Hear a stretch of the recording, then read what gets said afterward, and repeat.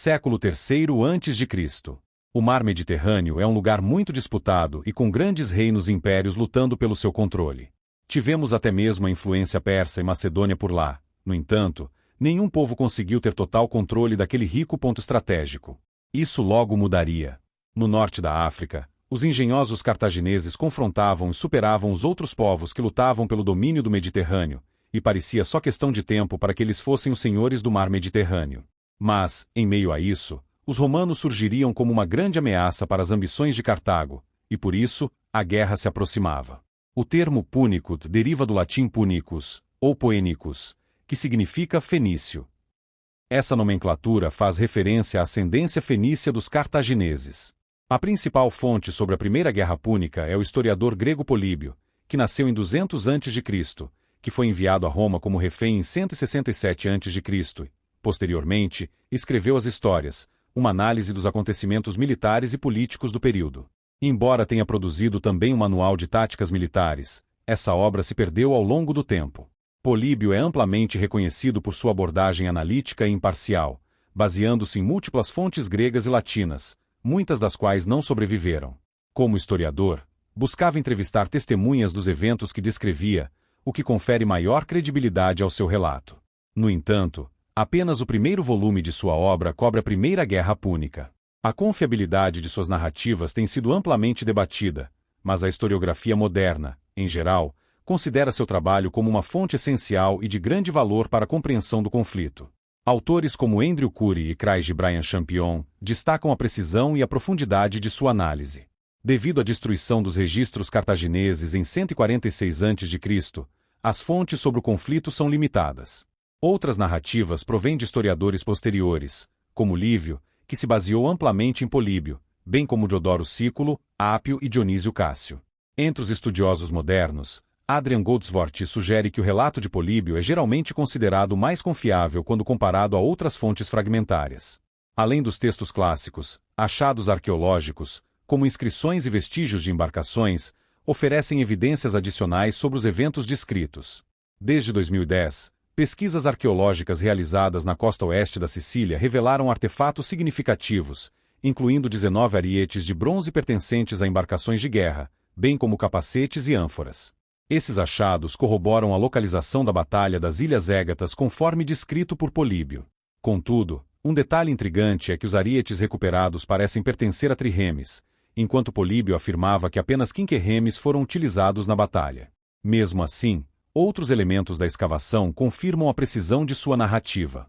No século anterior à Primeira Guerra Púnica, a República Romana expandiu agressivamente seu domínio pelo sul da Itália. Em 272 a.C., consolidou o controle da região após a rendição das cidades da Magna Grécia ao fim da Guerra Pírrica. Nesse período, Cartago consolidou um império comercial e militar que se estendia pelo norte da África, sul da Espanha e ilhas do Mediterrâneo Ocidental, incluindo a Córcega, a Sardenha e a metade ocidental da Sicília. Desde 480 a.C., Cartago enfrentava conflitos contra as cidades-estado gregas da Sicília, com Siracusa como principal opositora. Em 264 a.C., Roma e Cartago eram as potências dominantes da região e mantinham relações diplomáticas por meio de tratados assinados em 509 a.C., 348 a.C. e aproximadamente 279 a.C. Durante a Guerra Pírrica, 280-275 a.C., ambos os estados colaboraram ocasionalmente, como quando Cartago forneceu apoio logístico aos romanos. Em 289 a.C., um grupo de mercenários itálicos conhecidos como mamertinos, anteriormente a serviço de Siracusa, tomou a cidade de Messana, atual Messina. Diante da pressão de Siracusa, os mamertinos buscaram ajuda tanto de Roma quanto de Cartago em 265 a.C. Os cartagineses responderam primeiro, persuadindo Hierão II, rei de Siracusa, a não agir contra os mercenários e posicionando uma guarnição cartaginesa em Messana. Segundo Políbio, a decisão romana de intervir gerou intenso debate no Senado. A presença cartaginesa na cidade representava um risco estratégico, mas Roma relutava em apoiar soldados que haviam tomado Messana à força. Entretanto, considerava vantajoso estabelecer uma posição na Sicília. A indecisão do Senado levou a questão à Assembleia Popular, onde o cônsul Ápio Cláudio Caldex defendeu a intervenção, destacando as oportunidades de saque e conquista.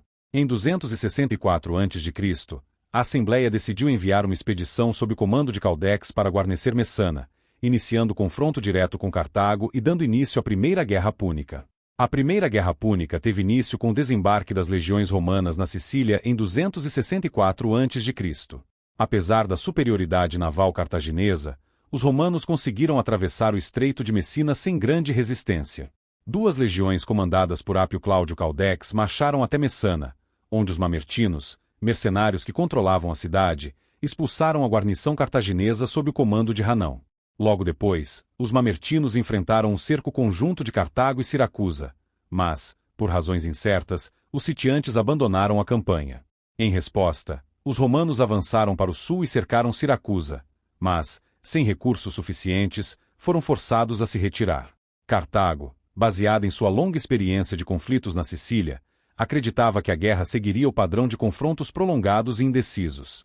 Apostando em sua supremacia naval, os cartagineses planejavam sustentar o conflito à distância, garantindo o suprimento de suas cidades fortificadas por mar, recrutando mercenários e mantendo as tropas em campo contra os romanos. O exército romano era composto por cidadãos do sexo masculino, obrigados ao serviço militar. Cada legião contava com cerca de 4.200 soldados de infantaria e 300 de cavalaria. Os legionários eram divididos em 3 linhas de batalha, com a primeira equipada com dardos, enquanto a segunda e terceira utilizavam lanças de estocada. As legiões eram complementadas por unidades aliadas de tamanho e estrutura semelhantes. Em contrapartida, o exército cartaginês era majoritariamente composto por mercenários recrutados de diversas regiões. Soldados do norte da África forneciam infantaria pesada, escaramuçadores e cavalaria, enquanto a Espanha e a Gália contribuíam com tropas de ataque rápido. Os cartagineses utilizavam a formação de falange em 2 ou 3 linhas e contavam com fundibulários das Ilhas Baleares. Além disso, empregavam elefantes de guerra africanos, embora as fontes não sejam claras sobre a presença de torres de combate sobre os animais. Cartago na época tinha muitas vantagens e a guerra parecia estar a favor deles. Cartago contava com a melhor marinha do mundo, enquanto os romanos não tinham grande experiência no mar. O principal navio de guerra da época era o quinquerreme, embarcação de 5 remos por fileira, utilizada tanto por Roma quanto por Cartago. Com uma tripulação de 300 homens, esses navios transportavam até 40 soldados semelhantes aos fuzileiros navais, podendo chegar a 120 em situação de batalha iminente. O treinamento dos remadores era essencial para a manobrabilidade da frota, conferindo aos cartagineses uma vantagem inicial devido à experiência de seus marinheiros. Para superar essa desvantagem, os romanos introduziram o corvus, uma ponte com ponta de metal projetada para perfurar e ancorar no convés inimigo, permitindo que os legionários abordassem e capturassem embarcações cartaginesas. Essa inovação transformou os combates navais, favorecendo a estratégia romana de combate corpo a corpo, ao invés das tradicionais táticas de abauroamento. Durante as guerras púnicas, os navios de guerra eram equipados com arietes de bronze, um conjunto de 3 lâminas de aproximadamente 60 centímetros de largura e peso de até 270 quilos, posicionadas na linha d'água para ataques de abauroamento. No entanto, com a introdução de embarcações maiores e mais robustas, essa tática tornou-se menos eficaz. Roma compensou sua desvantagem naval com a adoção do corvus, uma ponte com ponta metálica que permitia a abordagem direta de navios inimigos. Embora eficiente para combates navais, o corvus comprometia a manobrabilidade das embarcações romanas, especialmente em mar agitado. A maior parte do conflito ocorreu na Sicília, onde o terreno montanhoso favorecia a defesa e dificultava grandes movimentações de tropas. Por isso, a guerra foi marcada por cercos prolongados, incursões e bloqueios, com poucas batalhas campais. Durante os 23 anos de guerra, apenas 2 grandes batalhas terrestres ocorreram na ilha, a de Acragas, em 262 a.C., e a de Panormus, em 250 a.C. Em 263 a.C., Roma enviou seus 2 cônsules para liderar uma força de 40.000 soldados na Sicília. O cerco a Siracusa resultou na rendição da cidade, que se aliou a Roma, pagou uma indenização de 100 talentos de prata e forneceu suprimentos ao exército romano. Com essa mudança de aliança, outras cidades anteriormente controladas por Cartago também passaram ao lado romano. Acragas tornou-se um ponto estratégico para os cartagineses, mas foi sitiada pelos romanos em 262 a.C. Apesar de dificuldades logísticas, Roma persistiu, enfrentando um ataque surpresa das tropas cartaginesas comandadas por Aníbal Giscão. O contra-ataque romano os obrigou a recuar. Para reforçar a defesa, Cartago enviou um exército de 50.000 soldados, 6.000 cavaleiros e 60 elefantes sob o comando de Ano, filho de Aníbal. Após meses de escaramuças, a Batalha de Acragas em 261 a.C. resultou em uma decisiva derrota cartaginesa. Roma capturou a cidade, vendeu 25.000 habitantes como escravos e consolidou sua presença na região. Nos anos seguintes, o conflito se fragmentou, com avanços e recuos de ambos os lados.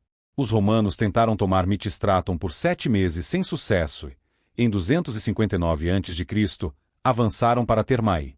O general cartaginês Amílcar aproveitou a desorganização romana e causou grandes baixas. Mesmo assim, Roma conseguiu recuperar Enna e Mitistraton, consolidando sua posição. Com a guerra se estendendo, os ataques e escaramuças tornaram-se constantes, enquanto cidades menores alternavam alianças. As campanhas em Córcega e Sardenha, assim como a tentativa romana de invadir a África, desviaram recursos e prolongaram o conflito na Sicília.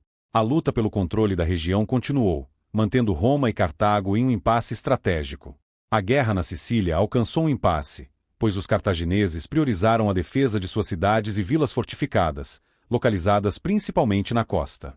Isso permitia que fossem abastecidas e reforçadas sem que os romanos pudessem interromper o suprimento devido à sua superioridade terrestre. Com essa estratégia, o conflito gradualmente se deslocou para o domínio naval, onde Roma tinha pouca experiência. Quando necessário, os romanos recorriam a pequenas frotas fornecidas por seus aliados latinos e gregos, que eram os únicos que poderiam ter alguma chance contra a marinha de Cartago. Os romanos, como sempre, iriam se adaptar e usar a força de seu inimigo contra ele. Para reverter essa desvantagem, em 260 a.C., os romanos iniciaram a construção de sua própria frota, utilizando um quinquereme cartaginês naufragado como modelo. Como resultado de sua inexperiência na construção naval, os navios romanos eram mais pesados e menos ágeis que os cartagineses. Ainda assim, construíram 120 navios de guerra e os enviaram para Sicília para treinamento. O cônsul Cineu Cornélio Cipião conduziu 17 navios até as Ilhas Líparas, na tentativa de capturar Lipara. No entanto, os cartagineses, sob o comando de Aníbal Giscão, interceptaram a investida enviando 20 navios sob o comando de Buodes. Os romanos foram encurralados no porto e, sem experiência naval, ofereceram pouca resistência. Cipião foi capturado e toda sua frota caiu nas mãos dos cartagineses, com poucos danos. Pouco depois, Aníbal, explorando com 50 navios, encontrou a frota romana completa. Embora tenha escapado, perdeu grande parte de seus navios. Após esse episódio, os romanos passaram a utilizar o Corvus, um dispositivo de embarque que lhes permitia transformar batalhas navais em combates corpo a corpo, favorecendo sua estratégia militar. O outro cônsul romano, Caio Duílio, assumiu o comando da frota e partiu para o confronto. A batalha ocorreu próximo a Milas. Aníbal contava com 130 navios, e Duílio com número semelhante. Os cartagineses confiavam em sua superioridade naval e avançaram desordenadamente para atacar. No entanto, os primeiros 30 navios foram imobilizados pelo Corvus e tomados pelos romanos, incluindo o próprio navio de Aníbal, que escapou em um pequeno bote. Os cartagineses restantes tentaram flanquear os romanos, mas enfrentaram forte resistência e perderam mais 20 navios antes de se retirarem. Após a vitória, Duílio navegou até Segesta para socorrer a cidade romana que estava sitiada. Desde 262 a.C., os cartagineses realizavam incursões na costa italiana a partir de suas bases na Sardenha e na Córcega. Em 259 a.C., o cônsul Lúcio Cornélio Cipião liderou uma expedição à Córcega, capturando Aléria. Em seguida, atacou Ubia, na Sardenha, mas foi repelido e acabou perdendo Aléria para os cartagineses. Em 258 a.C., uma frota romana mais forte enfrentou os cartagineses na Batalha de Suci, resultando em uma derrota devastadora para Cartago. O comandante cartaginês Hannibal Gisco fugiu e foi posteriormente capturado e executado por seus próprios soldados. No entanto, os romanos não conseguiram aproveitar a vitória devido à dispersão de suas forças entre a Sicília e a Sardenha, o que resultou na interrupção de suas ofensivas na região. Em 257 a.C., a frota romana estava ancorada em Tindariz, no nordeste da Sicília, quando a frota cartaginesa passou desavisada em formação dispersa. O comandante romano, Caio Atílio Régulo, ordenou um ataque imediato, iniciando a Batalha de Tindariz. O avanço romano ocorreu de maneira desorganizada, permitindo que os cartagineses contra-atacassem rapidamente, abauroando e afundando 9 dos 10 navios romanos que lideravam a investida. No entanto, quando o grosso da frota romana entrou na batalha, conseguiu afundar 8 navios cartagineses e capturar outros 10. Com sua superioridade em velocidade, os cartagineses conseguiram se retirar antes de sofrerem maiores perdas. Logo depois, os romanos avançaram e conquistaram as ilhas de Lipara e Malta. As vitórias romanas em Milae e Susse, combinadas com a estagnação do conflito na Sicília, levaram Roma a reavaliar sua estratégia e buscar a guerra no mar. Assim, planejaram uma invasão ao território cartaginês no norte da África, visando atingir diretamente o coração de Cartago. Tanto romanos quanto cartagineses investiram fortemente na construção e ampliação de suas frotas navais. No início de 256 a.C., uma frota romana composta por 330 navios de guerra partiu de Ostia, liderada pelos cônsules Marco Atílio Régulo e Lúcio Mânlio Vulso Longo.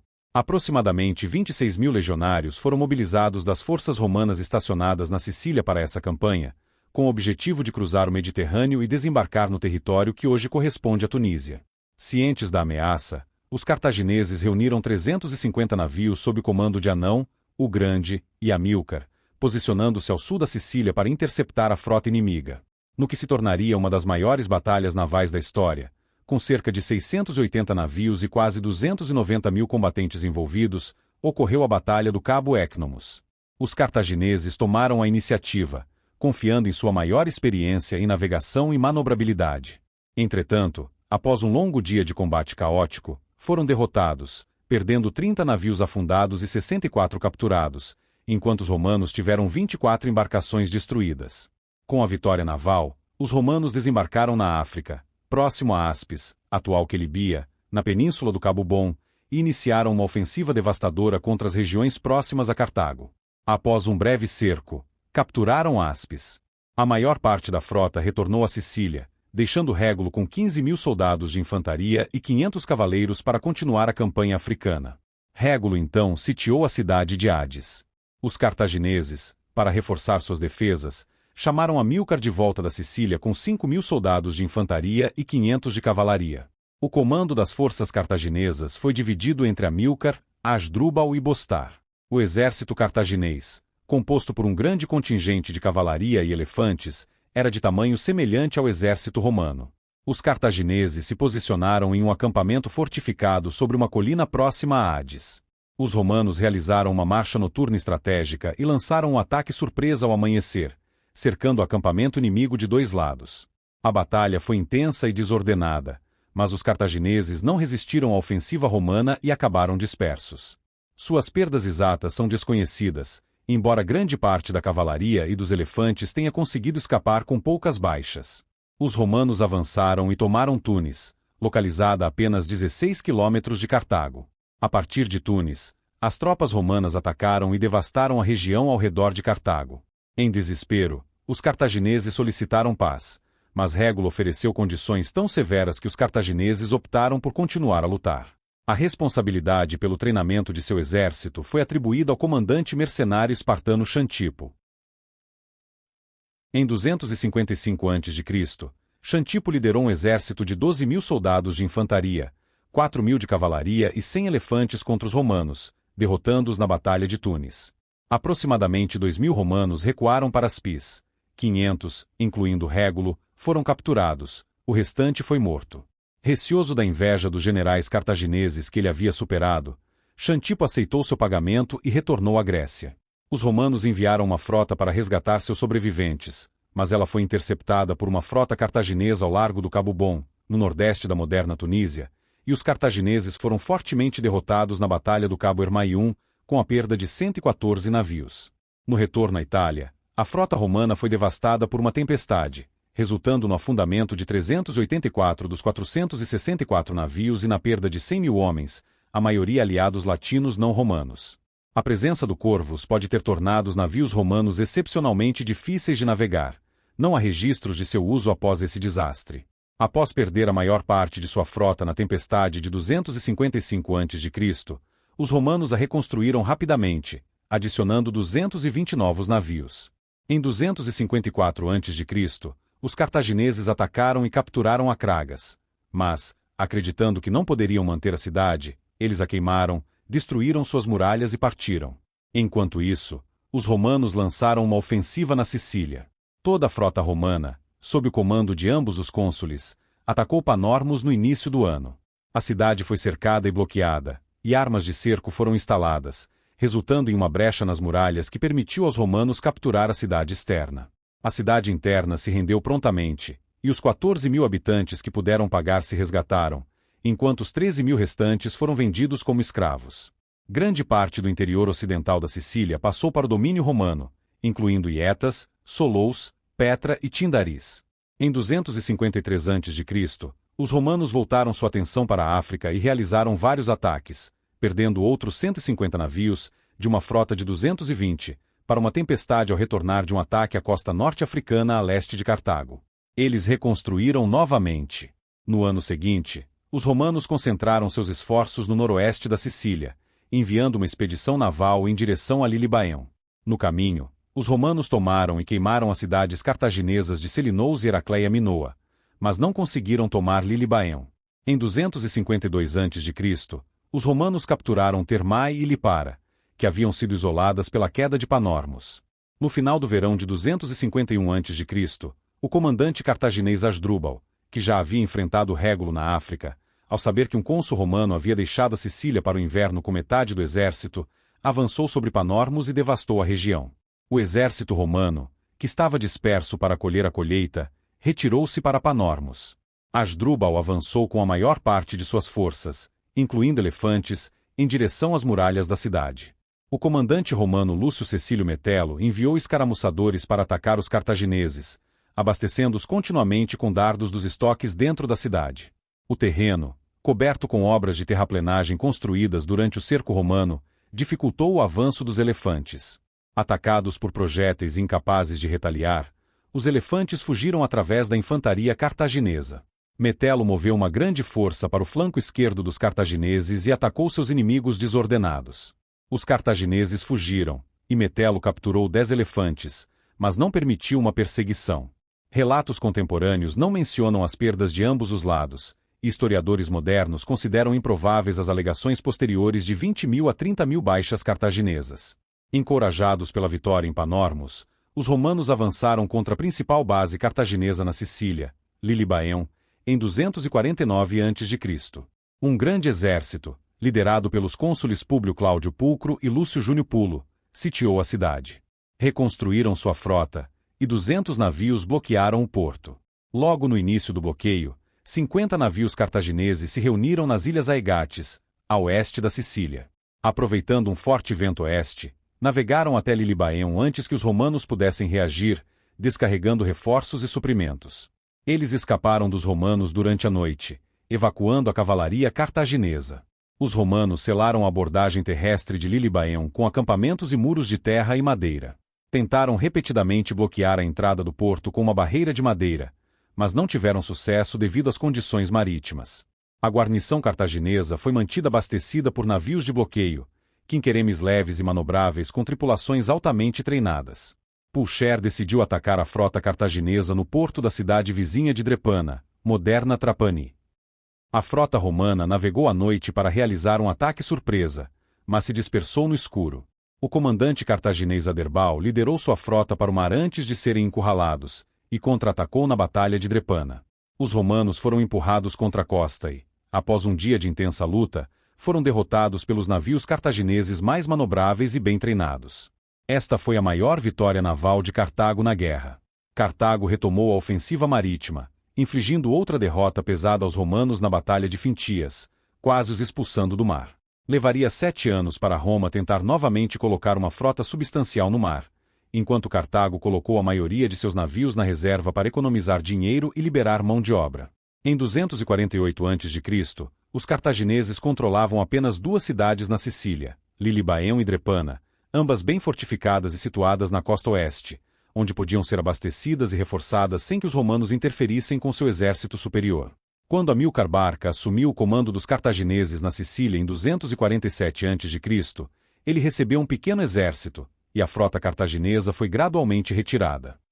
As hostilidades entre as forças romanas e cartaginesas diminuíram para operações terrestres de pequena escala, adequadas à estratégia cartaginesa. Amílcar empregou táticas de armas combinadas em uma estratégia fabiana de sua base em Eris, ao norte de Drepana.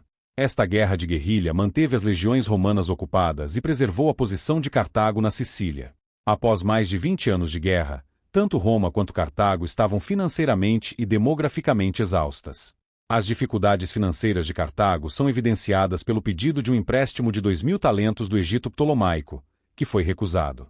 Roma também enfrentava dificuldades financeiras, e a população de cidadãos adultos do sexo masculino, responsável por fornecer mão de obra para a marinha e as legiões, havia diminuído em 17% desde o início da guerra. Goldsworth descreve as perdas de mão de obra romana como terríveis. No final de 243 a.C., percebendo que não conseguiriam capturar Drepana e Lilibaeum sem um bloqueio naval, o Senado decidiu construir uma nova frota. Com os cofres do Estado esgotados, o Senado pediu empréstimos aos cidadãos mais ricos de Roma para financiar a construção de novos navios, reembolsáveis com as reparações que seriam impostas a Cartago após a guerra. O resultado foi uma frota de aproximadamente 200 quinqueremes, construída, equipada e tripulada sem despesas para o governo.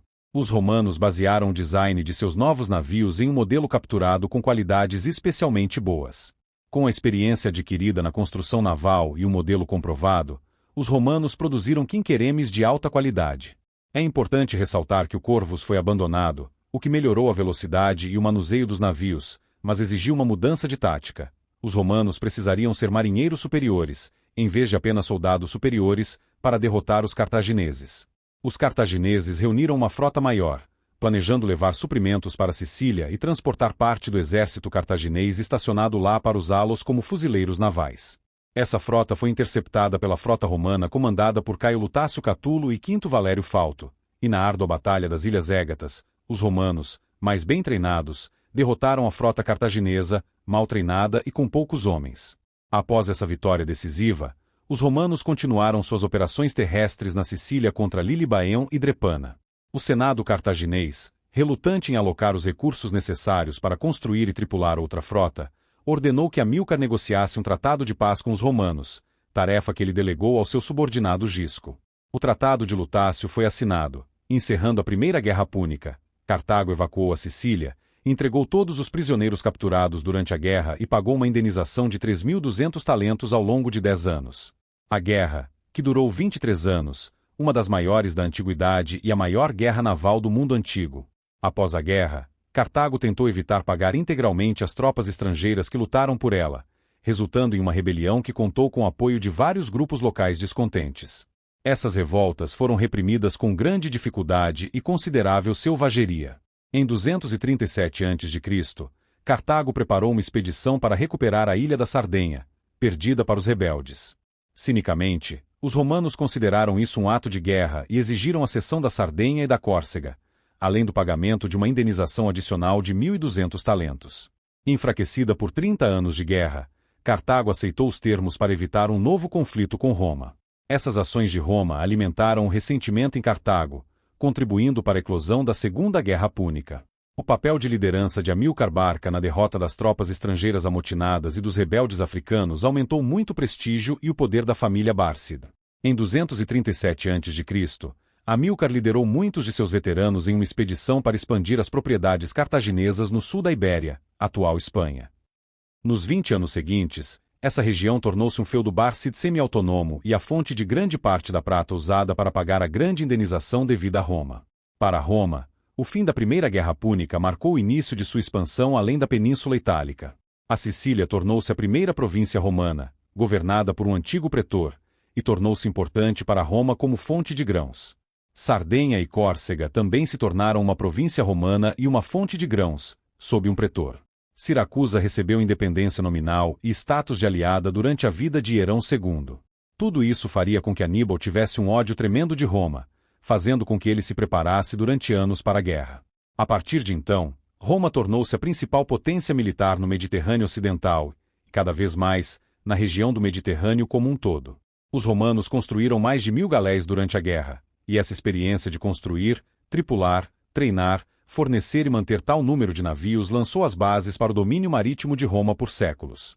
A questão de qual estado controlaria o Mediterrâneo Ocidental permaneceu em aberto, e quando Cartago sitiou a cidade de Sagunto, protegida por Roma, no leste da Península Ibérica, em 218 a.C., desencadeou a Segunda Guerra Púnica.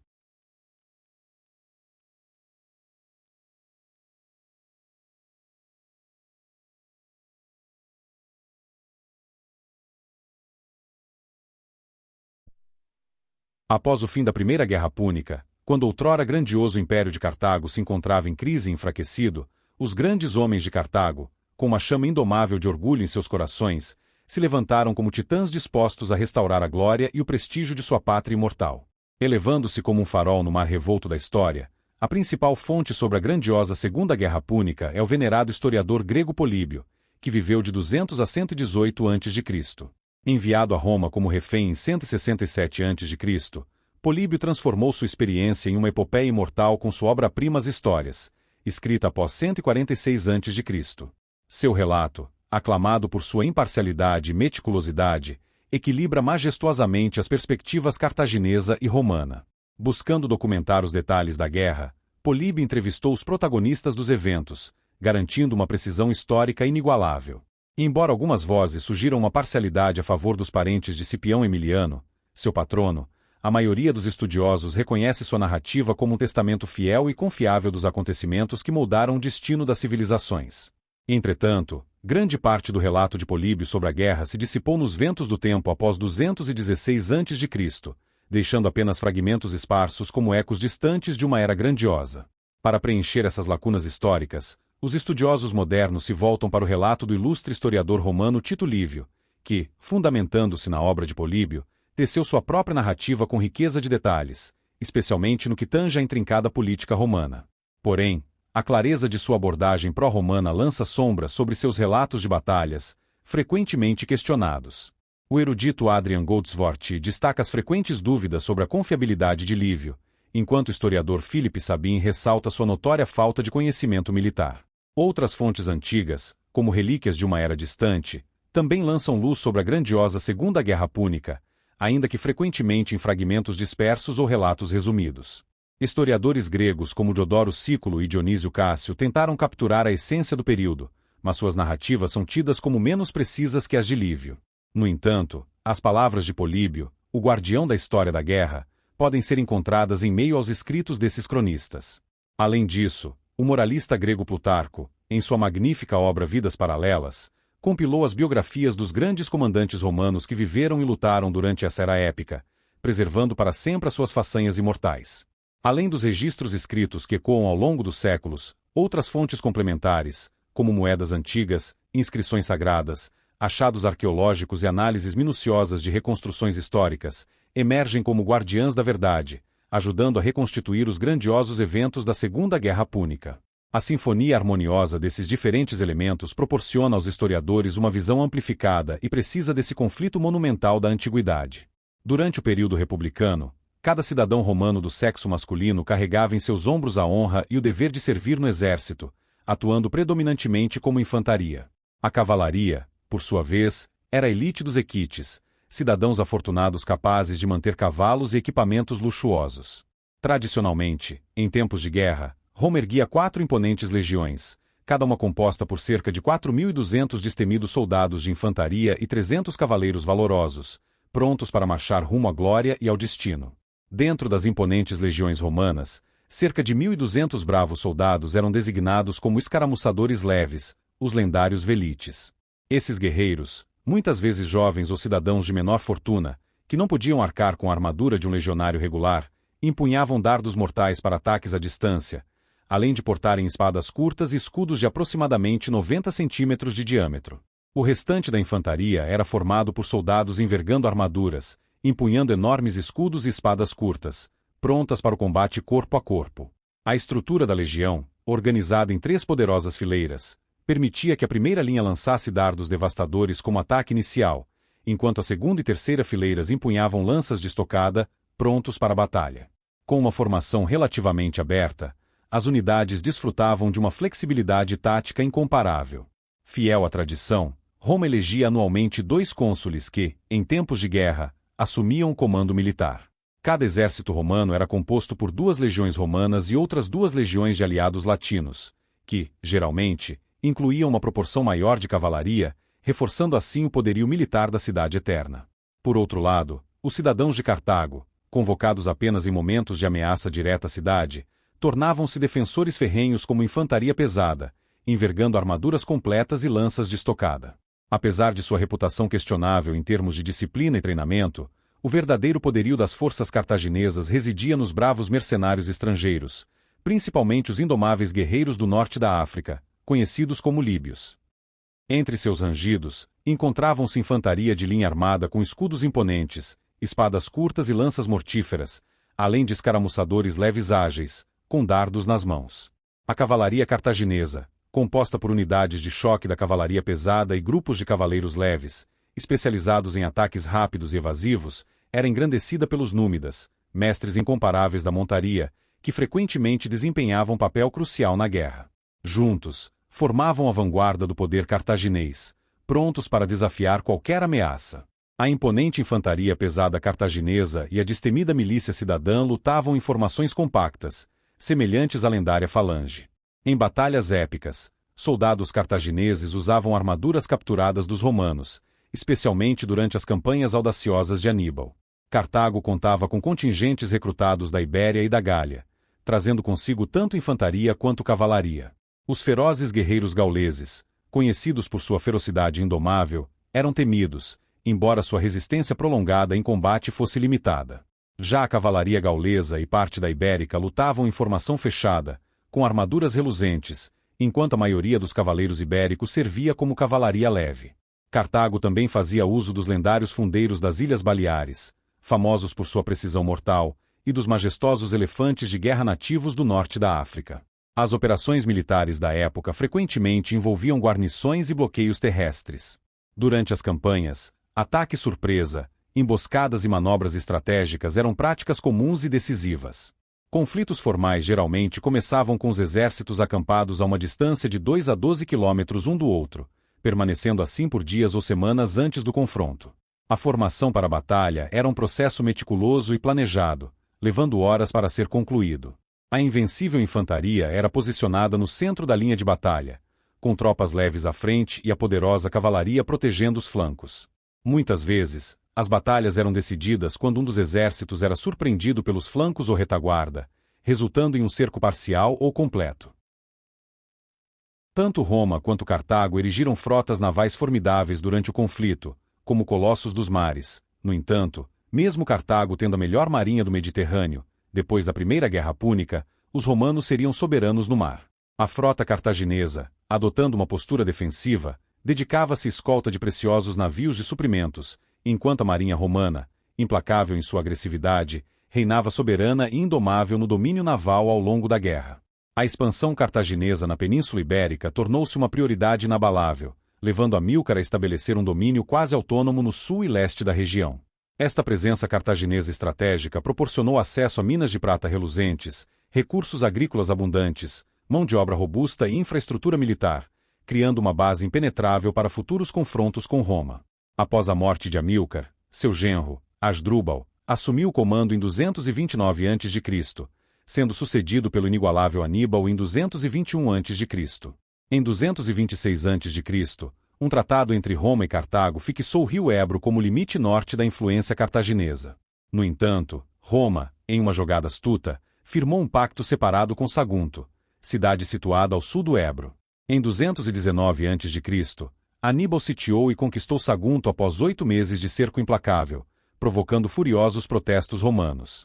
Diante da recusa cartaginesa em atender às exigências romanas, Roma, resoluta e determinada, declarou guerra em 218 a.C.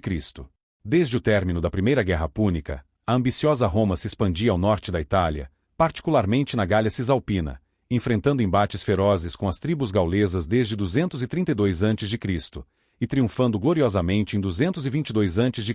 com a vitória romana.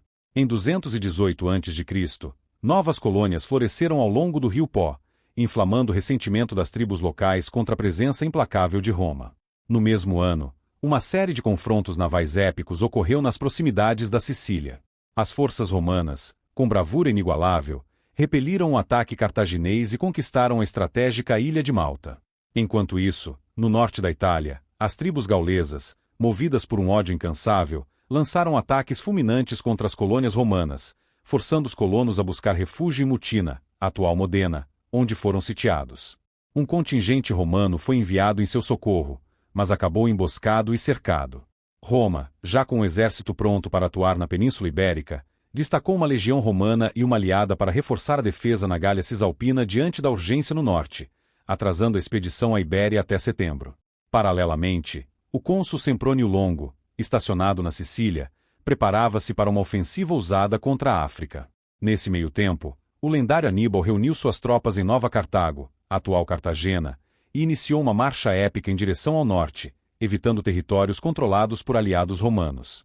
Ao atravessar o rio Ródano, Aníbal enfrentou e derrotou as forças gaulesas que tentavam barrar seu avanço.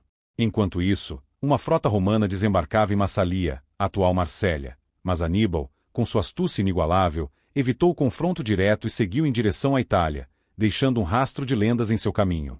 No final do outono, os indomáveis cartagineses iniciaram a audaciosa travessia dos imponentes Alpes, desafiando adversidades climáticas cruéis, terrenos traiçoeiros e emboscadas das tribos locais.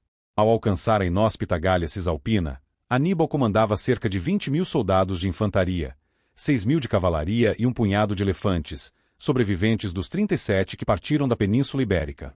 Já entrincheirados nos Alpes, os romanos haviam se recolhido para o inverno, frustrando seus planos de invasão da África.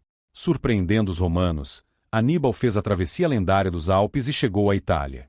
Pouco após sua chegada triunfante à Itália, Aníbal conquistou a principal cidade dos taurinos, garantindo suprimentos essenciais para seus soldados. Em novembro, sua destemida cavalaria enfrentou e aniquilou as forças romanas na épica Batalha de Ticino.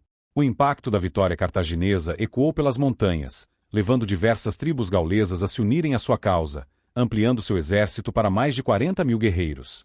Diante desse cenário sombrio, Roma decidiu redirecionar tropas da Sicília para reforçar suas defesas contra Aníbal, abandonando seus audaciosos planos de ataque à África. Na devastadora Batalha de Trébia, os romanos, liderados por Semprônio, foram atraídos para um confronto desfavorável e cercados pelos astutos cartagineses. Dos 40.000 bravos soldados romanos, apenas 10.000 conseguiram escapar da armadilha mortal. Após consolidar seu domínio na Gália Cisalpina, Aníbal permaneceu na região durante o inverno, recebendo novos reforços de guerreiros gauleses, elevando seu exército para cerca de 50.000 combatentes determinados. A notícia da esmagadora derrota abalou os alicerces de Roma, mas a chegada de Semprônio garantiu que o processo eleitoral ocorresse sem interrupções. Os novos cônsules eleitos organizaram legiões renovadas e reforçaram a defesa da Sardenha e da Sicília contra possíveis investidas cartaginesas. Estabeleceram guarnições em cidades estratégicas e construíram uma poderosa frota de 60 navios de guerra, enquanto depósitos de suprimentos eram organizados em Ariminum e Arretium, em preparação para as futuras campanhas que moldariam o destino das civilizações. No início da primavera de 217 a.C., Aníbal, com uma astúcia inigualável, cruzou os temíveis Apeninos por uma rota pouco vigiada. Para provocar os romanos, devastou impiedosamente a região protegida pelo exército de Caio Flamínio, que, sem cautela, iniciou uma perseguição imprudente. Aníbal, sempre sagaz, armou uma emboscada letal, culminando na épica Batalha do Lago Trasimeno. O exército romano foi massacrado, resultando na morte de 15.000 soldados, incluindo o próprio Flamínio, enquanto outros 10.000 foram feitos prisioneiros. Após essa vitória esmagadora, os cartagineses adotaram uma estratégia engenhosa. Trataram os aliados latinos capturados com dignidade e libertaram muitos deles para que espalhassem relatos sobre a superioridade militar cartaginesa. Aníbal esperava, assim, enfraquecer a lealdade dessas cidades a Roma e incentivá-las a desertar. Essa estratégia brilhante demonstrou a perspicácia do general cartaginês não apenas no campo de batalha, mas também na guerra psicológica. Após consolidar sua posição no norte da Itália, os cartagineses prosseguiram sua marcha triunfal pela Etrúria, passando pela Úmbria até alcançarem a costa do Adriático. Em seguida, dirigiram-se ao sul, em direção à Apúlia, com a intenção de conquistar o apoio das cidades gregas e itálicas da região. A devastação provocada pelas tropas de Aníbal gerou pânico em Roma, levando à nomeação de Quinto Fábio Máximo como ditador. Ele adotou a chamada estratégia fabiana, evitando batalhas diretas e desgastando os invasores por meio de táticas de guerrilha, enquanto Roma reconstruía suas forças militares. A abordagem cautelosa de Fábio não foi bem recebida por parte do exército, do Senado e da população romana, pois muitos ansiavam por um confronto decisivo contra Aníbal. Enquanto isso, o destemido general cartaginês continuou devastando as províncias mais férteis da Itália, esperando forçar os romanos a uma batalha campal, mas Fábio permaneceu firme em sua estratégia de contenção. Como resultado, Fábio foi ridicularizado e apelidado de Cunctator, o atrasador, o escudo de Roma. Enquanto isso, Marcelo seria conhecido como a Espada de Roma. Em 216 a.C., o descontentamento levou à eleição de novos cônsules, Caio Terêncio Varrão, que defendia uma abordagem agressiva, e Lúcio Emílio Paulo, que buscava um equilíbrio entre a estratégia de Fábio e a ofensiva desejada por Varrão. Na primavera de 216 a.C., o invencível Aníbal capturou um vasto depósito de suprimentos em Canas, na planície da Apulia. Em resposta, a República Romana, tomada por um fervor incansável, mobilizou um exército sem precedentes, reunindo mais de 80.000 soldados sob o comando dos novos cônsules. As forças romanas marcharam ao sul e acamparam a uma curta distância das tropas cartaginesas. Aníbal, estrategista brilhante, aceitou o confronto e, na lendária Batalha de Canas, executou uma manobra magistral. Seu centro recuou propositalmente, atraindo os romanos para uma armadilha mortal. Enquanto isso, sua cavalaria e infantaria pesada cercaram o inimigo, resultando na quase total destruição do exército romano. Mais de 60.000 soldados foram mortos ou capturados, tornando-se uma das piores e mais devastadoras derrotas militares da história de Roma. Inclusive já fizemos um vídeo completo sobre a Batalha de Canas. Deixarei o link no primeiro comentário. A derrota em Canas abalou profundamente os alicerces da República Romana. Os historiadores descrevem essa batalha como um dos 3 grandes desastres romanos nos primeiros anos da guerra, ao lado das catastróficas derrotas em Trébia e no Lago Trasimeno. Brian Carey afirma que essas sucessivas calamidades levaram Roma à beira do colapso total. Poucas semanas após Canas, um contingente romano de 25.000 soldados foi emboscado e aniquilado pelos ferozes gauleses bôios na emboscada da Floresta Litana, intensificando ainda mais a crise romana. Qualquer outro povo no mundo teria se rendido após tantas derrotas pesadas. No entanto, os romanos eram diferentes. Apesar das derrotas devastadoras, Roma não se rendeu. Em 215 a.C., o determinado Fábio foi eleito cônsul novamente e reeleito no ano seguinte. O relato de Políbio sobre os eventos após Canas é fragmentado, e os registros de Lívio, embora mais detalhados, são vistos com cautela por historiadores modernos devido a possíveis imprecisões. A estratégia de Fábio seria agora uma esperança para os romanos. A retumbante vitória de Aníbal inspirou diversas cidades-estado do sul da Itália a mudar de lado, incluindo as poderosas Capua e Tarento. Além disso, 2 das principais tribos samnitas se aliaram aos indomáveis cartagineses. Contudo, a maioria dos leais aliados de Roma na Itália Central permaneceu firme. As cidades fortificadas, verdadeiras fortalezas de resistência, eram difíceis de capturar, e cercos prolongados exigiam recursos que Aníbal não possuía. Além disso, os novos aliados cartagineses careciam de coesão entre si e não forneceram tropas significativas para reforçar seu exército. As forças locais que ele recrutava raramente atuavam fora de suas regiões e tinham desempenho inferior quando faziam. Aníbal, sempre engenhoso, continuou tentando reforçar seu exército com recursos locais. Em 214 a.C., seu leal subordinado não tentou levantar tropas em Samnium, mas os romanos, astutos e vigilantes, interceptaram e derrotaram esses reforços na Batalha de Beneventum antes que pudessem se juntar a Aníbal. Assim, apesar de conquistar aliados, defendê-los contra a retaliação romana tornou-se um desafio hercúleo. Roma, com sua impressionante capacidade de mobilizar múltiplos exércitos simultaneamente, mantinha uma superioridade numérica que complicava os ousados planos cartagineses. O maior triunfo de Aníbal foi a adesão de Capua, a segunda maior cidade da Itália. Seus habitantes, possuindo cidadania romana limitada, viam na aliança com Cartago a perspectiva de se tornarem a cidade dominante da Itália após as retumbantes derrotas romanas. O acordo entre Capua e Aníbal, embora não impusesse obrigações militares formais aos capuanos, fornecia um ponto de apoio crucial para os cartagineses, fortalecendo sua posição no coração da península.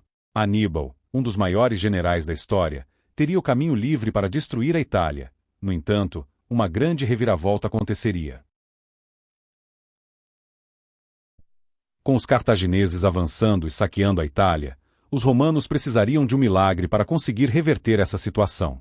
No calor do verão de 215 a.C., a cidade portuária de Locri, em um ato de audácia, desertou para o lado de Cartago. Cartago aproveitou o porto e rapidamente começou a enviar soldados, suprimentos e majestosos elefantes de guerra para reforçar as forças cartaginesas na Itália. Esse foi um raro e crucial momento em que Cartago conseguiu enviar reforços diretos a Aníbal durante o conflito.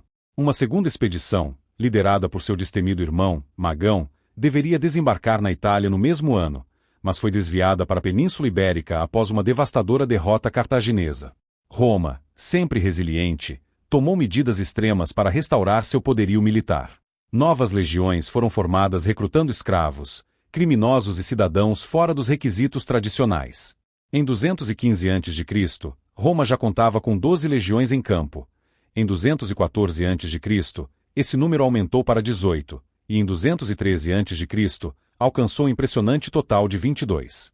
Em 212 a.C., o número total de tropas romanas ultrapassava 100.000 homens, além de um contingente equivalente de aliados.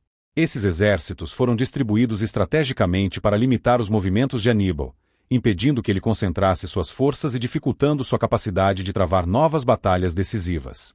Durante o ano de 215 a.C., o rei macedônio Filipe V declarou seu apoio a Aníbal, desencadeando a Primeira Guerra Macedônica contra Roma.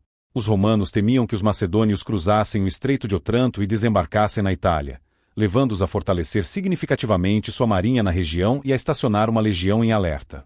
Com essa medida astuta, a ameaça macedônia foi neutralizada.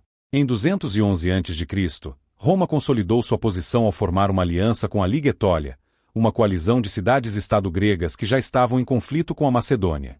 Esse movimento estratégico impediu que Filipe V prestasse assistência significativa a Aníbal, e a guerra terminou em 205 a.C. com uma paz negociada. Enquanto isso, em 213 a.C., uma revolta feroz se iniciou na Sardenha em apoio aos cartagineses, representando uma ameaça ao domínio romano na ilha. No entanto, a rebelião foi rapidamente esmagada, garantindo que a ilha permanecesse sob o firme controle romano, continuando a fornecer suprimentos vitais para os exércitos da República. Antes de 215 a.C., a Sicília se erguia como uma fortaleza inviolável de Roma, bloqueando qualquer tentativa de reforço cartaginês a Aníbal pelo mar. No entanto, a morte de Hierão II, o governante pró-romano de Siracusa, em 215 a.C., desencadeou um realinhamento político na ilha.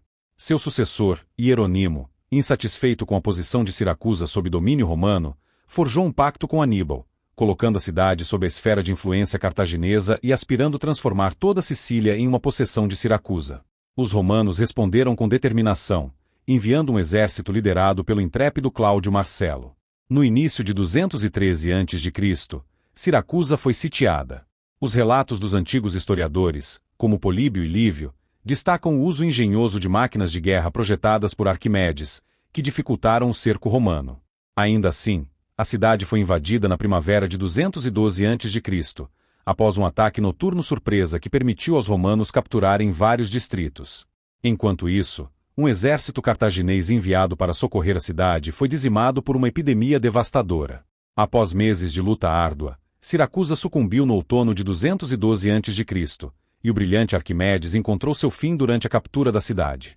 Cartago, determinada a retaliar, enviou reforços à Sicília em 211 a.C. para recuperar o controle da ilha.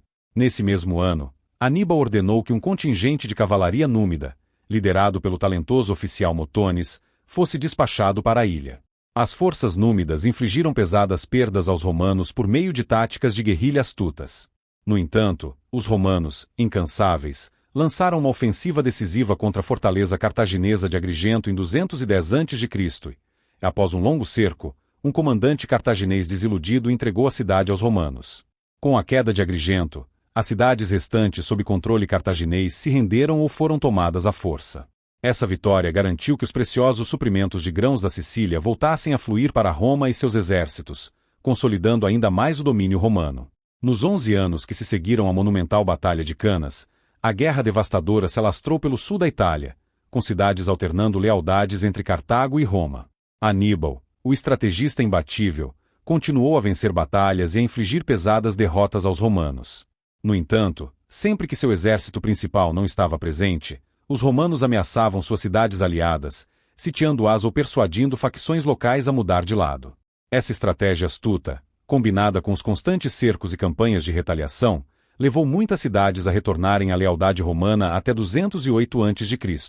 Durante esse período tumultuado, o astuto general Fábio Máximo reconquistou Arpi, uma cidade que havia jurado aliança a Cartago. Aníbal, por sua vez, obliterou um exército romano na épica Batalha do Rio Silário, em 212 a.C. No mesmo ano, ele infligiu outra derrota devastadora em Herdonia, onde 16.000 dos 18.000 soldados romanos foram ceifados. Apesar dessas vitórias esmagadoras, Roma manteve sua pressão implacável e sitiou Capua, a principal aliada cartaginesa na Itália. Aníbal tentou romper o cerco, mas não obteve sucesso. Quando os romanos se recusaram a sair de suas fortificações para enfrentá-lo em campo aberto, ele tomou a ousada decisão de marchar em direção a Roma, na esperança de obrigá-los a abandonar o cerco para defender a capital. No entanto, os romanos mantiveram suas posições, e Capua caiu pouco depois. Seus cidadãos, despojados de autonomia política, foram submetidos à administração romana.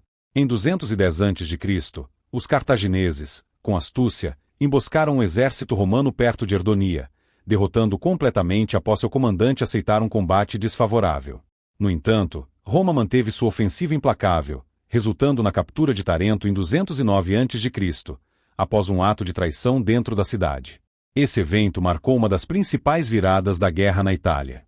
Os romanos continuaram pressionando as forças cartaginesas, forçando Aníbal a travar diversas batalhas defensivas, algumas inconclusivas, como em Numistro, enquanto em Canúzio, em 209 a.C., os romanos sofreram pesadas baixas.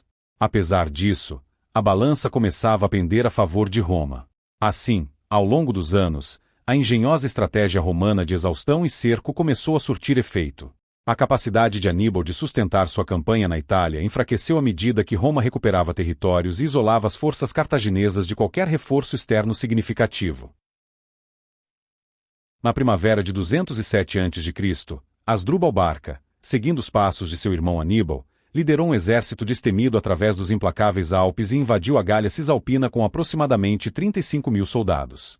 Seu grandioso objetivo era unir forças com Aníbal para reforçar a campanha cartaginesa na Itália. No entanto, a falta de comunicação entre os irmãos impediu que Aníbal soubesse da chegada de Asdrúbal.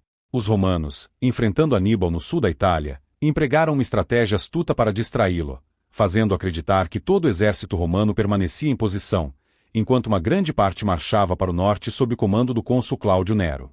Essas forças se uniram ao segundo cônsul, Marco Lívio Salinador, que já confrontava Asdrúbal. A batalha decisiva ocorreu no majestoso rio Metauro, onde os romanos aniquilaram o exército cartaginês e mataram Asdrúbal.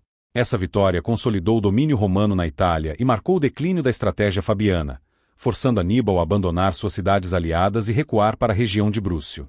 Em 205 a.C., outro irmão de Aníbal, Magão Barca, desembarcou em Gênova com os remanescentes de seu exército ibérico. Rapidamente, ele recrutou guerreiros gauleses e ligúrios para fortalecer suas forças. Enquanto isso, Aníbal travou um confronto inconclusivo na Batalha de Crotona, no extremo sul da Itália, em 204 a.C. Magão, na tentativa de reforçar a presença cartaginesa no norte, marchou em direção à Gália Cisalpina, mas foi interceptado por um exército romano colossal e derrotado na Batalha de Insubria em 203 a.C. Enquanto Aníbal lutava na Itália, um jovem comandante romano, provavelmente um sobrevivente da Batalha de Canas, se mostrava um general à altura, conquistando grandes vitórias para Roma, até mesmo iniciando uma invasão do território de Cartago. Ele ficaria conhecido como Cipião, o Africano. Enquanto os combates ocorriam na Itália, os romanos, implacáveis, invadiram o território cartaginês no norte da África em 204 a.C., conquistando vitórias significativas e ganhando o apoio dos reinos númidas. Diante dessa ameaça iminente, Cartago ordenou o retorno de Aníbal e seus veteranos da Itália. Ele partiu de Crotona com cerca de 15.000 a 20.000 soldados experientes e desembarcou na África para defender sua pátria. Magão também recebeu a ordem de retornar, mas morreu de ferimentos durante a travessia. Além disso, parte de sua frota foi interceptada pelos romanos, mas 12.000 de seus soldados conseguiram chegar a Cartago. O teatro de guerra ibérico também desempenhou um papel crucial na guerra. No final de 218 a.C., os romanos desembarcaram no nordeste da Península Ibérica e conquistaram o apoio das tribos locais, bloqueando o caminho entre a Península Ibérica e a Itália. Esse bloqueio complicou enormemente o envio de reforços para Aníbal. Um ataque cartaginês em 218 a.C. foi repelido na Batalha de Cissa, e em 217 a.C., a marinha romana e seus aliados massalianos derrotaram uma frota cartaginesa na Batalha do Rio Ebro, capturando ou afundando 29 navios inimigos. Em 216 a.C., Cartago ordenou que Asdrúbal se dirigisse à Itália para apoiar Aníbal.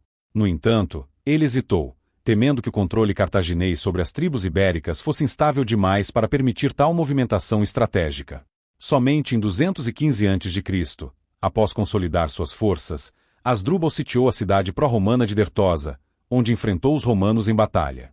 Tentando explorar sua superioridade de cavalaria, ele procurou enfraquecer os flancos romanos enquanto cercava seu centro. No entanto, os romanos romperam sua linha central e derrotaram as forças cartaginesas separadamente, infligindo pesadas baixas. Essa derrota frustrante impediu qualquer tentativa futura de enviar reforços a Aníbal pela Península Ibérica. O outrora imponente domínio cartaginês na Ibéria começou a se esfacelar rapidamente, com diversas tribos celtiberas desertando para o lado romano. Em 212 a.C., os indomáveis romanos capturaram Sagunto e, no ano seguinte, contrataram 20.000 ferozes mercenários celtiberos para reforçar seu exército. Observando que os cartagineses haviam dividido suas forças em 3 exércitos distintos, os romanos astutamente dividiram seus próprios contingentes, culminando na épica Batalha do Bete Superior, uma série de confrontos devastadores em 211 a.C. Asdrúbal, prevendo a ameaça iminente, subornou os mercenários celtiberos, resultando na deserção de grande parte das forças romanas. Consequentemente, os romanos foram derrotados e forçados a recuar para sua fortaleza ao norte do Ebro, onde permaneceram sob constante pressão cartaginesa, mas sem serem expulsos completamente. Em resposta a essa crise, Roma enviou reforços sob o comando do astuto Cláudio Nero em 210 a.C., estabilizando a situação na Ibéria. Embora Cartago tenha conseguido vitórias temporárias, a superioridade logística e militar romana foi determinante para a reviravolta do conflito. A contínua pressão romana enfraqueceu as posições cartaginesas na Península Ibérica, contribuindo para o declínio da influência cartaginesa e facilitando o avanço romano rumo à vitória na Segunda Guerra Púnica. Em 210 a.C., o brilhante Públio Cornélio Cipião desembarcou na Península Ibérica com reforços romanos para intensificar a campanha contra Cartago. No ano seguinte, em 209 a.C., ele executou um plano meticuloso e capturou Nova Cartago, o principal bastião cartaginês na região. A cidade, mal defendida, caiu rapidamente diante da astúcia romana. A conquista rendeu uma vasta quantidade de ouro, prata e equipamentos de cerco. Demonstrando sua genialidade política, Cipião libertou prisioneiros ibéricos mantidos pelos cartagineses e garantiu a lealdade de várias tribos locais. Na primavera de 208 a.C., Asdrúbal Barca tentou reverter a maré e confrontou Cipião na Batalha de Bécula. Embora os cartagineses tenham sido derrotados, Asdrúbal conseguiu retirar a maior parte de suas forças e evitar uma perseguição romana. As maiores baixas ocorreram entre seus aliados ibéricos. Aproveitando-se da retirada, Asdrúbal conduziu seu exército através dos Pirineus até a Gália, onde recrutou novas tropas antes de realizar a audaciosa travessia dos Alpes em 207 a.C., seguindo os passos de Aníbal. No entanto, antes de se reunir com seu irmão, foi interceptado e esmagado pelos romanos na fatídica Batalha do Metauro. Em 206 a.C., ocorreu a Batalha de Lipa, um dos confrontos mais decisivos da grandiosa guerra. Públio Cornélio Cipião, à frente de 48.000 valentes soldados, romanos e aliados ibéricos, enfrentou um exército cartaginês de mais de 54.000 homens, além de 32 elefantes colossais. O resultado foi uma vitória esmagadora para Roma, que pôs fim à presença cartaginesa na Península Ibérica. A cidade de Gades, último bastião cartaginês na região, rendeu-se pouco depois aos romanos. No mesmo ano, um motim irrompeu entre as tropas romanas, causando preocupação entre os líderes ibéricos que temiam que Roma se retirasse após a expulsão dos cartagineses. Cipião, com sua determinação inabalável, reprimiu a revolta rapidamente. Em 205 a.C., Magão Barca tentou recapturar Nova Cartago, aproveitando-se de um novo motim e da insatisfação local, mas foi derrotado e forçado a abandonar a Península Ibérica, partindo para o norte da Itália. Apesar do domínio romano, Cartago conseguiu recrutar mercenários ibéricos para continuar a guerra, indicando que sua influência na região não estava completamente erradicada. Em 213 a.C., o rei Númida Sifac se aliou a Roma, levando Cartago a deslocar tropas da Espanha para o norte da África. Em 206 a.C., Cartago conseguiu neutralizar essa deserção dividindo territórios númidas entre seus aliados. Entretanto, essa manobra afastou o príncipe Masinissa, que passou a apoiar Roma. Em 205 a.C., Cipião obteve permissão para recrutar voluntários na Sicília e liderar uma invasão ao norte da África. Ao desembarcar em 204 a.C., foi reforçado por Masinissa e sua poderosa cavalaria númida. Cipião rapidamente derrotou 2 exércitos cartagineses. Após a segunda vitória, Masinissa capturou Sifax na Batalha de Cirta e tomou seu reino com apoio romano. As vitórias de Cipião forçaram Cartago a buscar negociações de paz, levando ao retorno de Aníbal e Magão da Itália. O Senado romano chegou a ratificar um tratado, mas Cartago rejeitou após a chegada de Aníbal. Este organizou um novo exército, composto por seus veteranos da Itália e recrutas africanos, mas carecia de cavalaria suficiente. O desfecho épico da guerra ocorreu em outubro de 202 a.C., na Batalha de Zama. Diferente dos confrontos anteriores, os romanos tinham superioridade na cavalaria, enquanto os cartagineses dispunham de maior número de infantaria. Aníbal lançou 80 elefantes contra as linhas romanas, mas os animais foram redirecionados e acabaram desorganizando as próprias forças cartaginesas.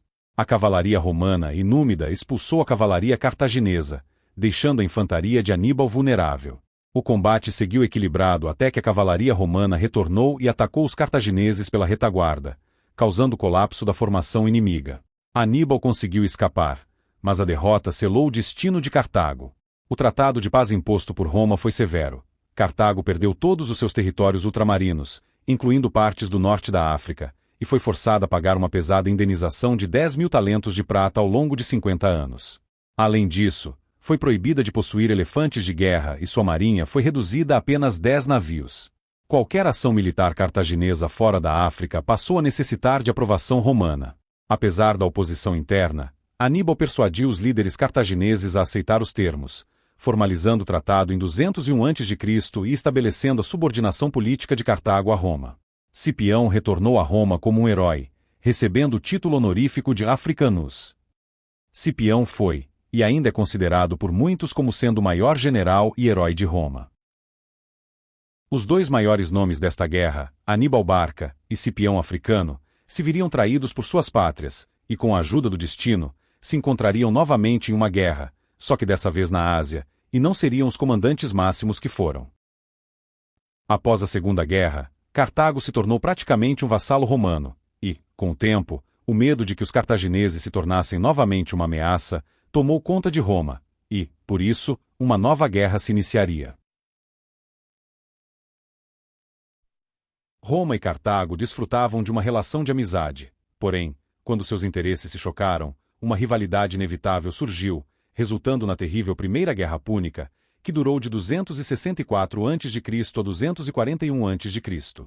Anos depois, enfrentaram-se novamente na Segunda Guerra Púnica, de 218 a.C. a 201 a.C., marcada por batalhas épicas. Finalmente, o embate culminou na sangrenta Terceira Guerra Púnica, uma guerra devastadora que teve início em 149 a.C. e terminou em 146 a.C. Políbio é a principal fonte histórica sobre as colossais guerras púnicas. Sua monumental obra, Histórias, foi escrita após o apocalíptico colapso de Cartago em 146 a.C. Embora Políbio tenha redigido um manual sobre táticas militares, que se perdeu nas sombras do tempo, ele é celebrado por suas crônicas sobre a vertiginosa ascensão de Roma. Durante a Terceira Guerra Púnica, Políbio acompanhou de perto o indomável general romano Cipião Emiliano nas ardentes areias do norte da África. Essa íntima proximidade conferiu ao seu relato uma perspectiva favorável ao comandante romano. Contudo, vastas porções dos registros de Políbio sobre a Terceira Guerra Púnica estão tragicamente perdidas para a eternidade. Outro ilustre historiador romano, Lívio, também recorreu a Políbio como uma de suas fontes principais para narrar as guerras púnicas. No entanto, de sua grandiosa obra, restam apenas fragmentos de uma lista de eventos após 167 a.C., dificultando a recriação detalhada de sua versão dos acontecimentos. Ademais, outras fontes antigas sobre a Terceira Guerra Púnica, como as de Plutarco, Dion Cássio e Diodoro Sículo, sofreram perdas substanciais e irreparáveis.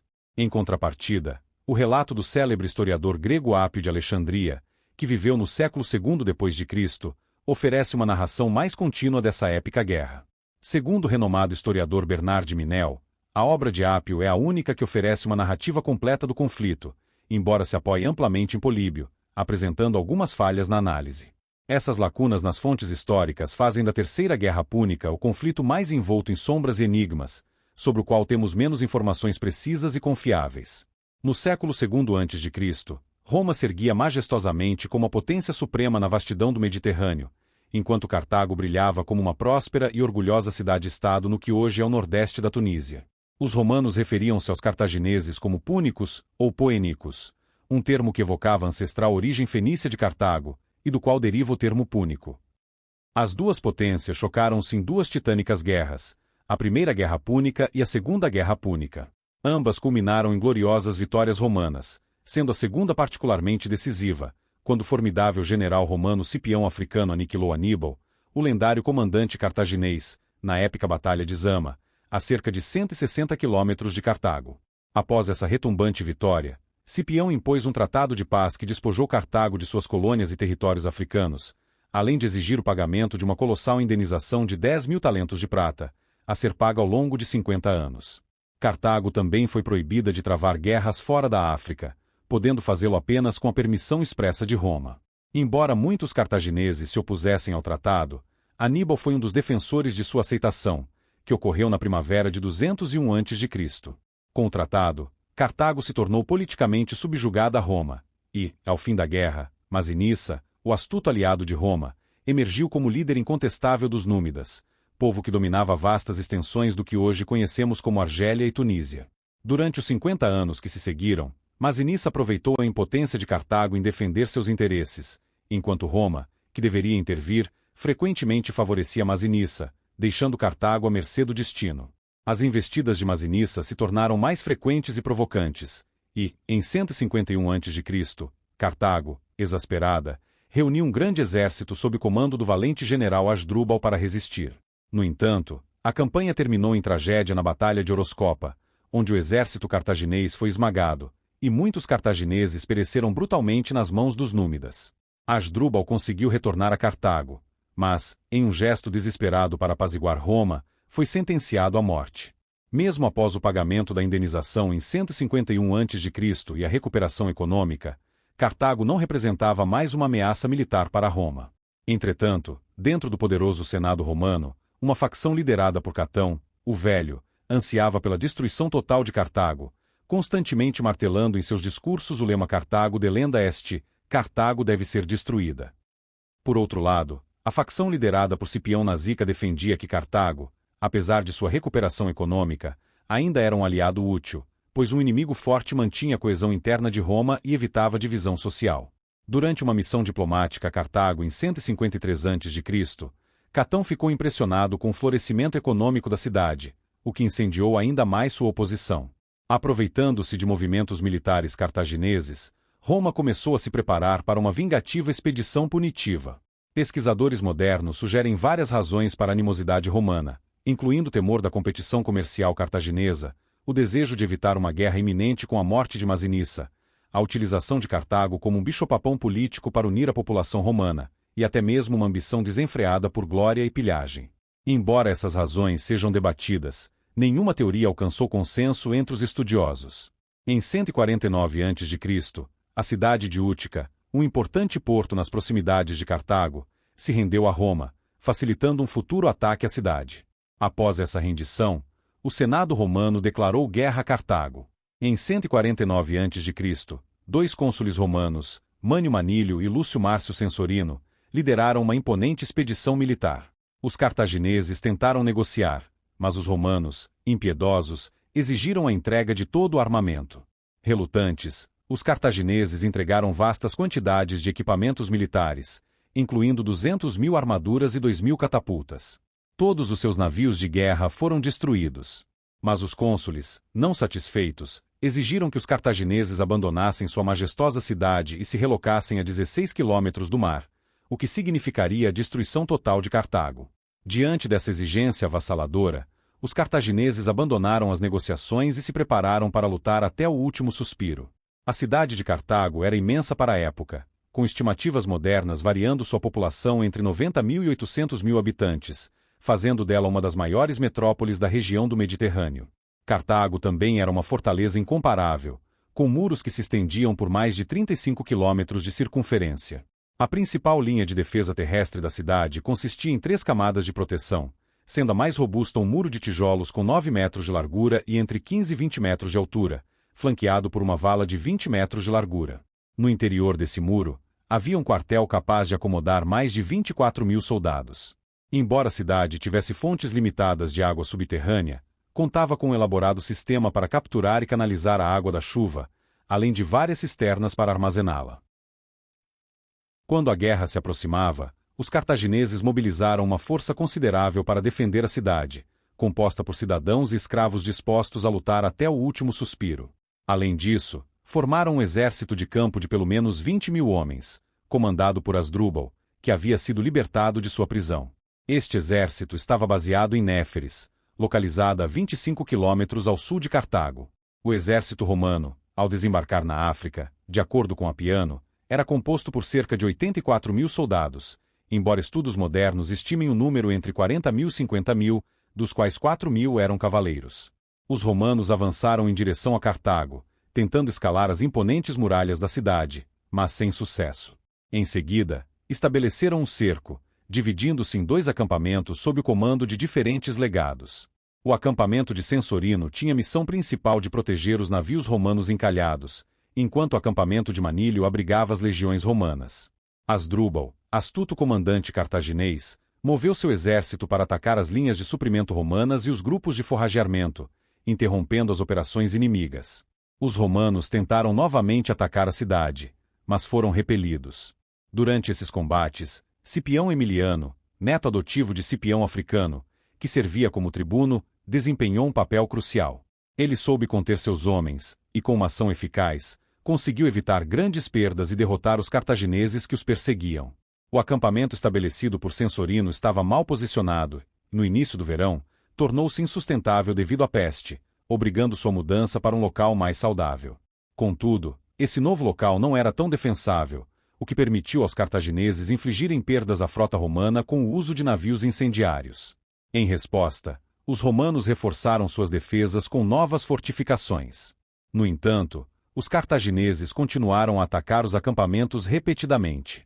Em meio a essas lutas muitas vezes desordenadas, Cipião se destacou pela sua capacidade de liderar e manter a disciplina entre suas tropas, contrastando com o comportamento menos organizado de grande parte do exército romano.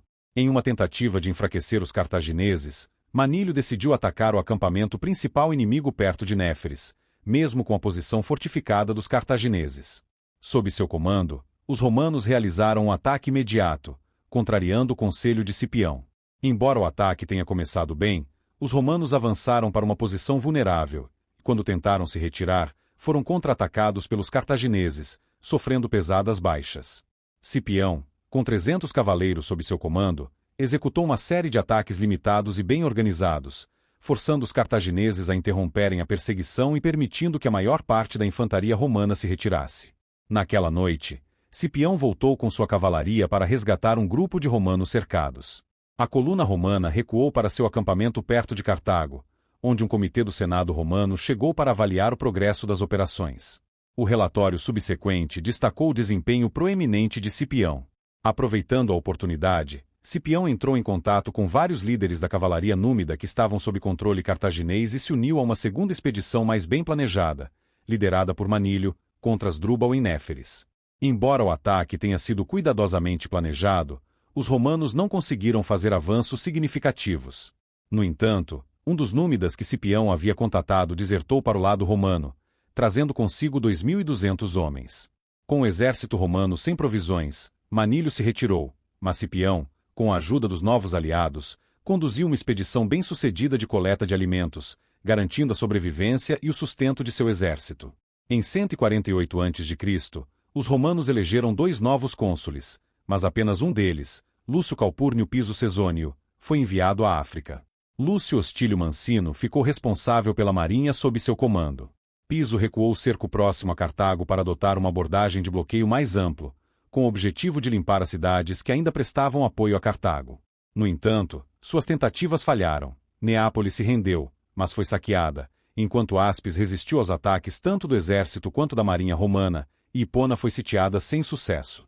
Os cartagineses destruíram as máquinas de cerco romanas em Hipona, forçando os romanos a interromper a campanha e se retirar para os quartéis de inverno.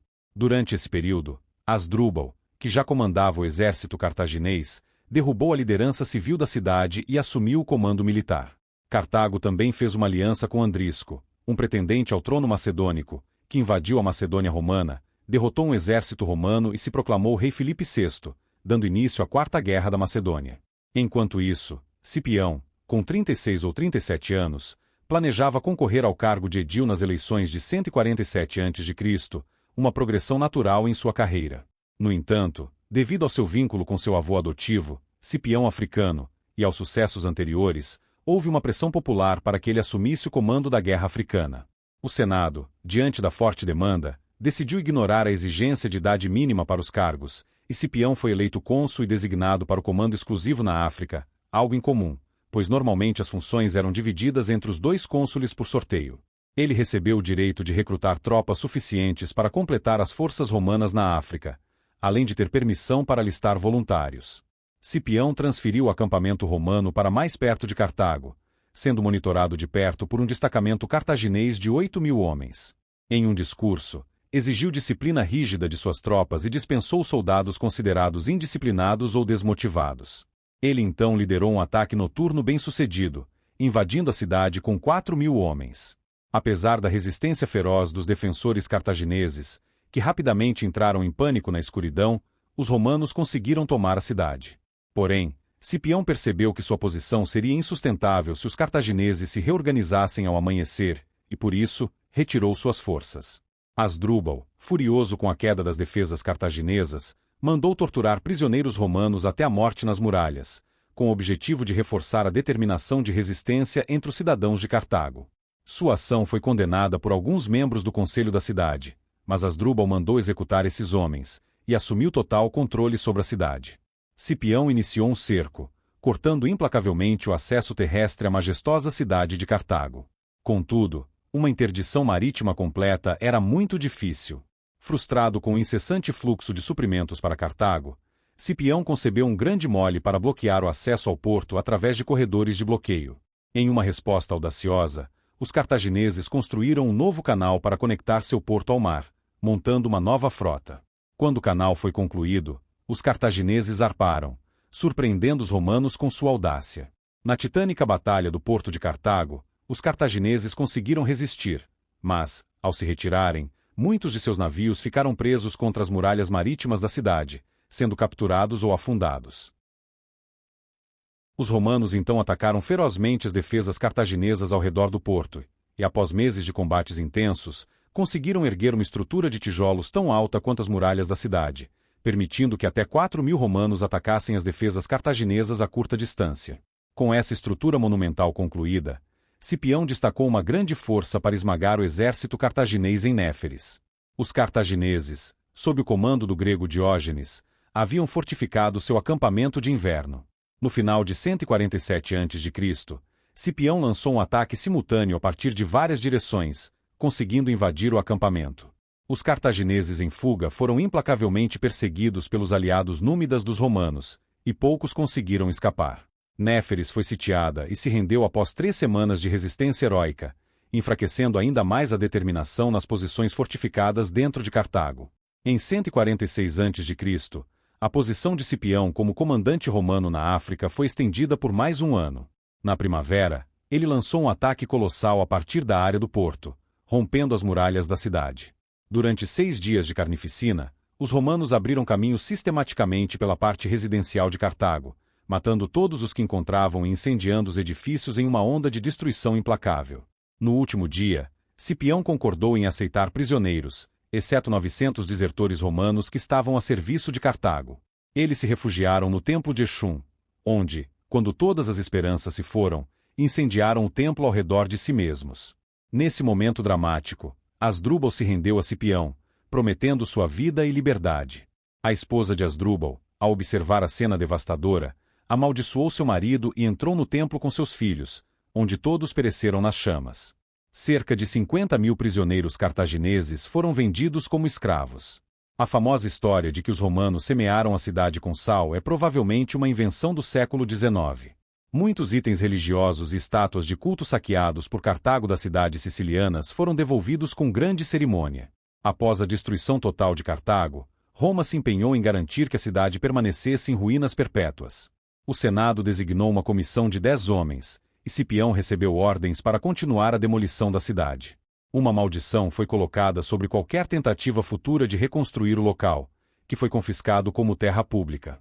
Por suas vitórias lendárias, Cipião celebrou um triunfo e recebeu o título de Africanus, em homenagem ao seu avô adotivo, Cipião Africano. Quanto ao destino de Asdrúbal, permanece envolto em mistério, embora ele tenha se rendido com a promessa de uma aposentadoria em uma propriedade na Itália. As terras anteriormente controladas por Cartago foram anexadas por Roma e transformadas na província romana da África, com Útica como sua capital. Esta província tornou-se uma fonte vital de grãos e outros recursos alimentares para Roma. As cidades púnicas que haviam permanecido leais a Cartago até o fim foram também subjugadas por Roma, muitas delas destruídas ou confiscadas. No entanto, as cidades que sobreviveram mantiveram certos aspectos de sua organização política e cultural. A cultura púnica, a língua e a religião perduraram, e essa continuidade é reconhecida pelos estudiosos modernos como a civilização neopúnica. A língua púnica continuou a ser falada no norte da África até o século VII d.C. Em 123 a.C., uma facção reformista liderada por Caio Graco, na turbulenta Roma republicana, buscou redistribuir terras públicas, incluindo as de Cartago. Isso resultou na aprovação de uma lei que ordenava o estabelecimento de um novo assentamento no local, chamado Junonia. Os conservadores se opuseram à lei e, após sua aprovação, espalharam rumores de que os marcos que delimitavam o novo assentamento haviam sido desenterrados por lobos, o que era considerado um mau presságio. Esses rumores e as manobras políticas subsequentes fizeram com que o plano fosse abandonado. Em 111 a.C., uma legislação reiterou a proibição de qualquer reassentamento em Cartago. 100 anos após a guerra, Júlio César planejou a reconstrução de Cartago como uma cidade romana, mas pouco foi feito nesse sentido. No entanto, em 29 a.C., Augusto retomou o projeto e levou a reconstrução a cabo, transformando Cartago romana em uma das principais cidades da África durante o grandioso Império Romano. Roma ainda existe como a eterna capital da Itália. No entanto, Cartago não mais. Hoje, as ruínas de Cartago estão localizadas a cerca de 16 quilômetros a leste da moderna Tunis, na costa norte-africana. Em 5 de fevereiro de 1985, um tratado simbólico de paz foi assinado entre Ugo Veteri, prefeito de Roma, e Chedlik Libi, prefeito de Cartago, marcando 2131 anos após o fim da guerra. Em 2020, o assentamento moderno de Cartago tornou-se um distrito de Tunis. Com isso, a história de uma guerra que mudou o mundo terminou, onde 2 titãs se enfrentaram para decidir o destino do mundo. O vencedor seria o líder implacável do Mediterrâneo, construindo o destino do mundo ocidental.